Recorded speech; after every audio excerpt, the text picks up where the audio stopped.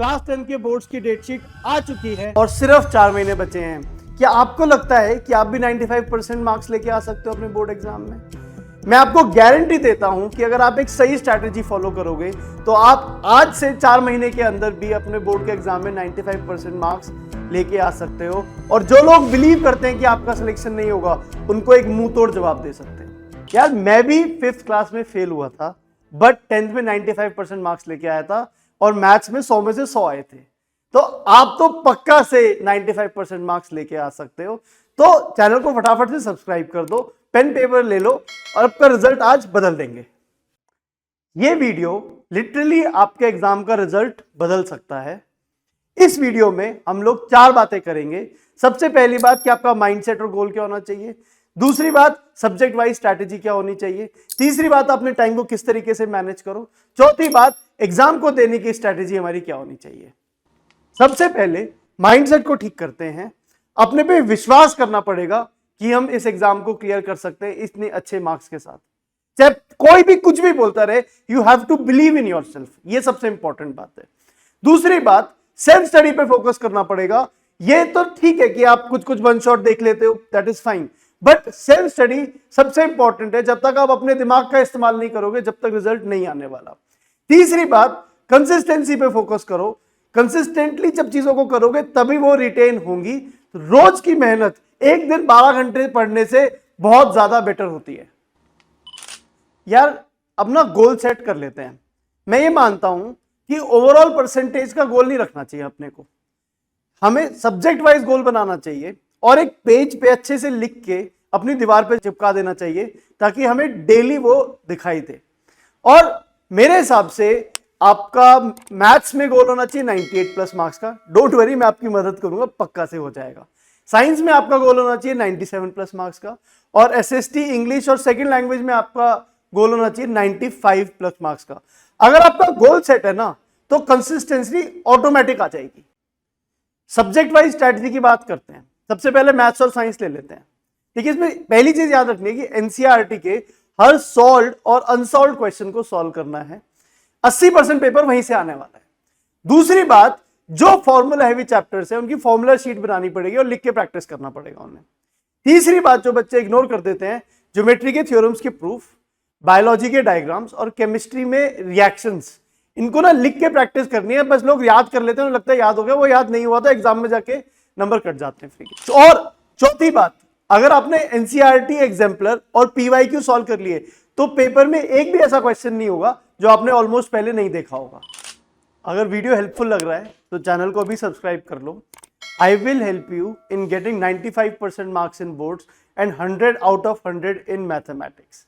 तो अब next topic पे चलते हैं, विच इज लैंग्वेज के जो हमारे सब्जेक्ट है, इंग्लिश या फिर जो सेकंड लैंग्वेज हमारे पास है। तो सबसे पहली बात, लिटरेचर की बात करते हैं।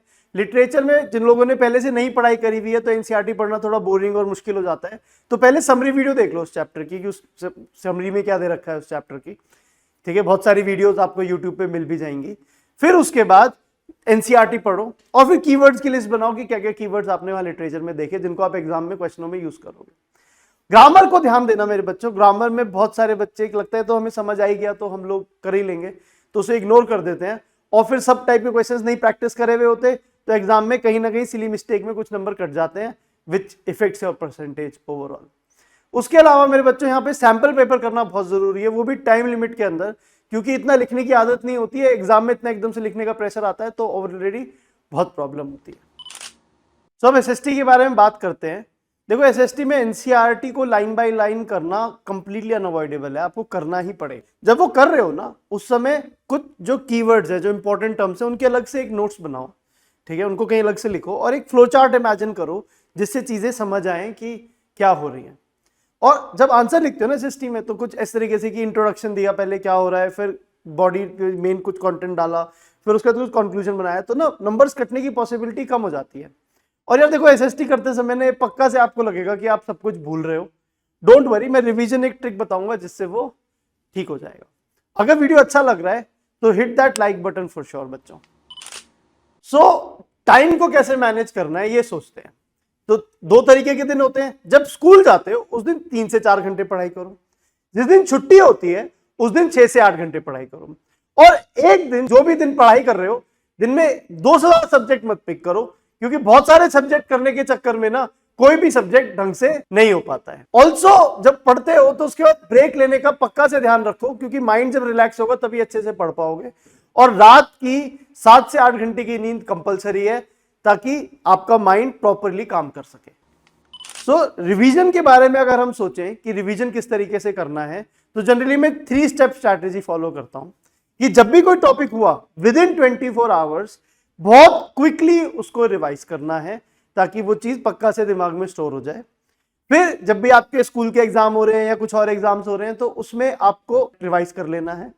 ऑल्सो जब एक बार पूरा सिलेबस खत्म हो जाएगा तो एक पूरा कंप्लीट रिवीजन हम करेंगे, जिसके लिए मैं एक्सपेक्ट करता हूं कि 30 नवंबर तक कोशिश करो आपका सिलेबस एक बार पूरा का पूरा खत्म हो गया हो, ताकि फिर 1.5 महीने लगा के 30 नवंबर से 15 जनवरी तक हम लोग पूरा रिवीजन खत्म कर लें। 15 जनवरी के बाद 17 फरवरी को आपको बोर्ड के एग्जाम स्टार्ट हो रहे हैं, ऑलमोस्ट 1 महीना है। हम डेली एक सैंपल पेपर करेंगे, बिल्कुल एग्जाम लाइक कंडीशंस के अंदर, और उसका सीबीएसई मार्किंग स्कीम से देखेंगे क्या सोल्यूशन है और मार्क्स लगाएंगे। आपको अपनी गलतियां या आपके नंबर कहां कट रहे हैं वहीं से पता चलेगा, and that will help you to grow your marks further. एक प्रो टिप दे रहा हूं कि एग्जाम देने से घबराना मत, चाहे जो भी नंबर आए। बच्चे एग्जाम देने से घबरा जाते हैं और फिर उनकी जो गलतियां वो सीधे आखिरी दिन एग्जाम में होती हैं, और अगर एग्जाम दोगे तो सारी वीकनेस को अपनी स्ट्रेंथ में कन्वर्ट कर लोगे। ऑल्सो बोर्ड के एग्जाम में सिर्फ नॉलेज काफी नहीं है, आपको प्रेजेंटेशन और स्ट्रैटेजी पे भी फोकस करना पड़ेगा। और अगर आप लोग चाहते हो कि मैं आपकी उसमें हेल्प करूं, तो do let me know in the comments, I will absolutely help you out, and if I think there is a lot of people who wanted, I'll make a special video on that. Also, अगर आपको video helpful लगा है तो do share it with your friends. Remember this, that तुम्हें मेहनत करनी है, मैं स्ट्रैटेजी बता रहा हूं, अगर ये चीज फॉलो हो गई तो पक्का से तुम्हारा रिजल्ट आएगा ही आएगा।